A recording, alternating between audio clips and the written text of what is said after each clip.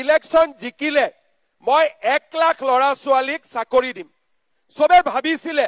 যে 1 লাখ দিব পাৰিব নেকি এইটোতো মিছা কথা কৈছে তথাপিতো মৰমতে ভোটটো দি দিছো কিন্তু আজি আপোনালোকে দেখিছে যে আমি 1 লাখ নহয় আমি এই মাহত যি নিযুক্তি দিম আমাৰ নিযুক্তিয়ে প্ৰায় 2 লাখৰ ওচৰ চাপিব প্ৰায় 2 লাখ লৰা ছোৱালীয়ে নিযুক্তি পাব আজি যেতিয়া মই কৈছিলো যে টকা নিদিয়াকৈ চাকৰি পাব মানুহে বিশ্বাস কৰা নাছিল যে টকা নিদিয়াকৈ চৰকাৰী চাকৰি হ'ব পাৰে নেকি কিন্তু আজি আমি অসমত প্ৰমাণ কৰিলো যে টকা নিদিয়াকৈ চাকৰি পাব পাৰি যোৱাবাৰ যেতিয়া ইলেকশনৰ আগত আমি অৰুণোদয় আৰম্ভ কৰিলো তেতিয়া কংগ্ৰেছে কি ক'লে যে এইটো ইলেকশনৰ আগত দিছে ইলেকশনৰ পিছত বন্ধ কৰি দিব কিন্তু ইলেকশনৰ পিছত অৰুণোদয় বন্ধটো নহলেই 830 টকা 1000 হল 1250 টকা হল আৰু লগত হাঁহে যেনেকে কণী পাৰে তেনেকে এইবাৰ অৰুণোদয়ৰ লগত 250 টকাৰ গ্যাস সিলিন্ডাৰো লগত যোগ হৈ গল হয়নে নহয় তাৰ মানে আমি যি কওঁ তাক আমি পালন কৰো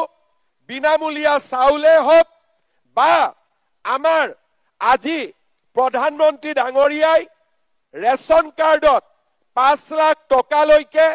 বিনামূলীয়া চিকিৎসাৰ ব্যৱস্থাই হওক ইমান ডাঙৰ ডাঙৰ নেশনেল হাইৱে বনোৱাই হওক আমি যিবিলাক প্ৰতিশ্ৰুতি দিছিলো ধেমাজিত মেডিকেল কলেজ কৰিম আমি যি প্ৰতিশ্ৰুতি দিছিলো আজি আমি এটা এটাকৈ সকলোৰে প্ৰতিশ্ৰুতি আমি ৰক্ষা কৰিছো আজিলৈকে অসমত কোনো চৰকাৰ নাছিলে যি চৰকাৰে ৰাইজক দিয়া প্ৰতিশ্ৰুতি 100% পালন কৰাৰ বাবে চেষ্টা কৰিছে কাৰণ আমি বিশ্বাস কৰো যে ইলেকশন আহিব যাব কিন্তু মানুহৰ পৰা যি আমি মৰম পাওঁ সেই মৰম বিলাকক আমি কেতিয়াও পাহৰিব নোৱাৰো আমি ৰাইজে কৰা মৰম ৰাইজে দিয়া আশীৰ্বাদ আমি নিশ্চিতভাৱে উভতাই দিব লাগিব শ্ৰদ্ধাৰ ৰাইজ আজিৰ দিনটো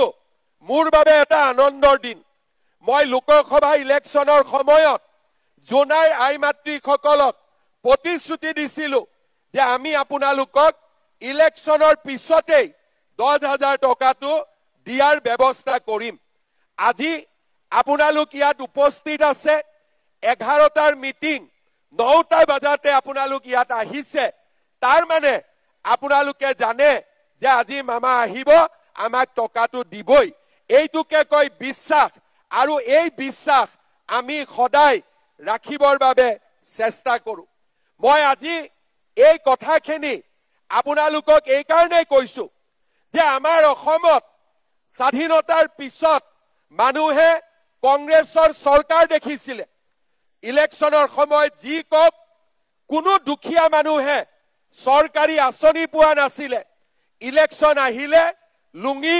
ধুতি খুটা কম্বল বাস আৰু সেই খুটা কম্বলো মানুহে নাপাইছিলে সেই খুটা কম্বল লবৰ কাৰণেও বাৰে বাৰে মিটিঙত আহিব লাগে 100 গৰাকীয়ে পায় 200 গৰাকীয়ে খালি মুখে উভতি যায় এইটো আছিলে কংগ্ৰেছৰ দিন কিন্তু আজি ইয়াত যিমান আহিছে কোনেও খালি মুখে উভতি যাব নালাগে সকলোৱে 10,000 টকা লৈহে উভতি যাব এইটোৱে হৈছে কংগ্ৰেছ আৰু বিজেপি যোৱা কেইদিনমান আগতে আমি 30 লাখ মহিলাক অৰুণোদয় দিলো কত ঘৰত বহি আছে বুথৰ মিটিঙত আহিছে বেংকত গৈ টকা খুমাইছে কোনো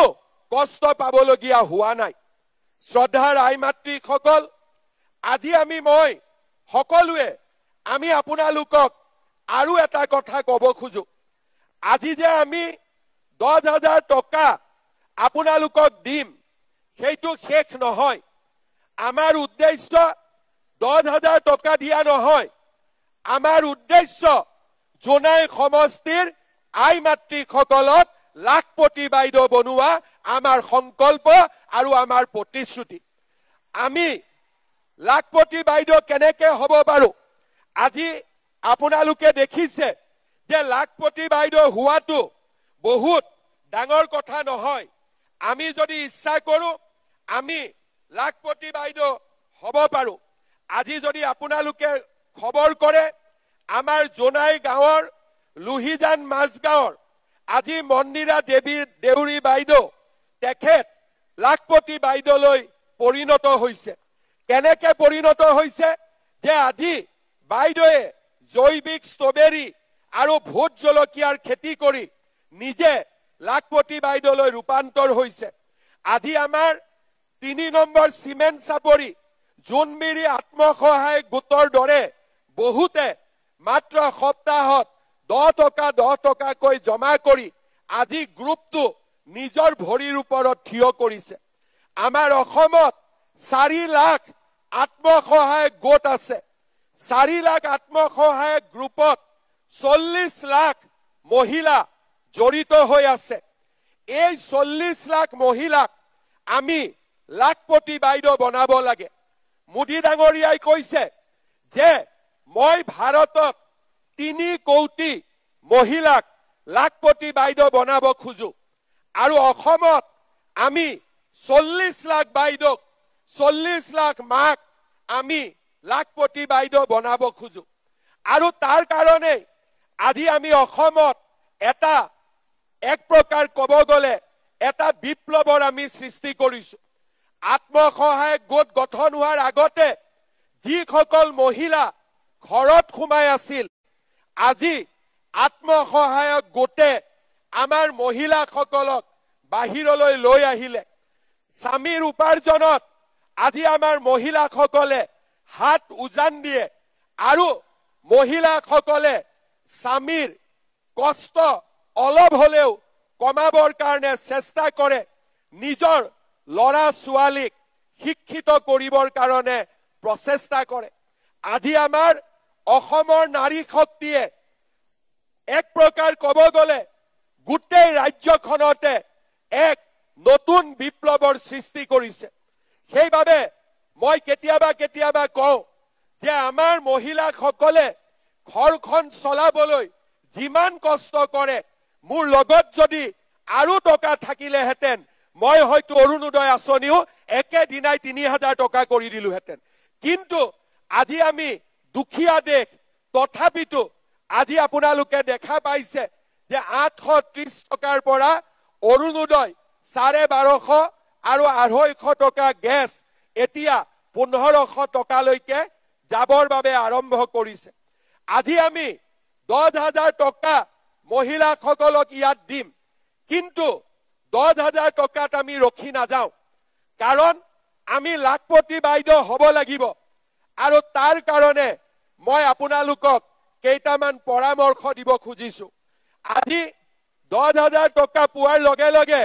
আমি সকলোৱে এটা মোবাইল কিনি ল'ব লাগিব কোনে কোনে মোবাইল কিনিব লাগিব না নাই মোবাইল নালাগে কাক মোবাইল কিনিব নালাগে হাত দাঙকচোন আচ্ছা এতিয়া আপোনালোকে বুজি পালে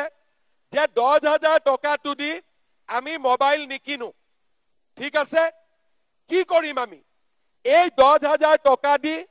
আমি 3টা কাম কৰিব পাৰো এক নম্বৰ এই 10,000 টকা আমি যদি গ্ৰুপত দিওঁ গ্ৰুপত 1 লাখ টকা হ'ব আৰু 1 লাখ টকা দি আপোনালোকে যদি ব্যৱসায় কৰে বেংকেও